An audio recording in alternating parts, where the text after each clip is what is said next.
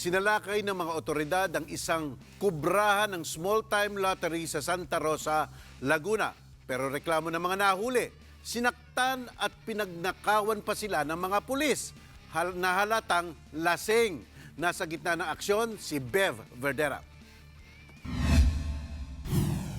Sariwa pa kay Aling Jacqueline na isang kabo ng STL ang ginawa umunong panloloob ng 6 na pulis sa kanilang bahay sa Santa Rosa, Laguna bandang alas 8 ng gabi.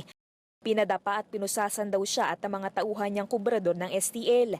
Nagawa rin daw silang saktan. Grabe ho yung ginawa nila, masasabi kong brutal.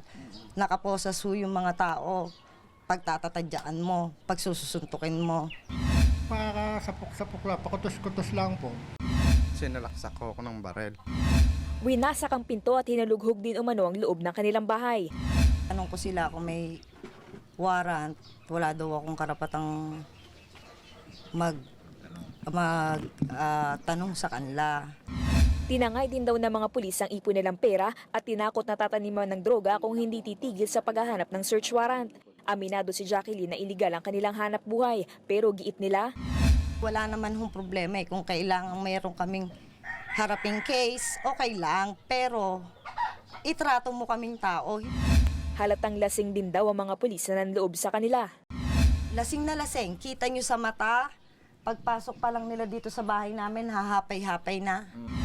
Ayon sa hepe ng Santa Rosa PNP, legal ang operasyon ng kanyang mga tauhan pero hindi raw niya papalampasin kung totoong umabuso ang mga ito.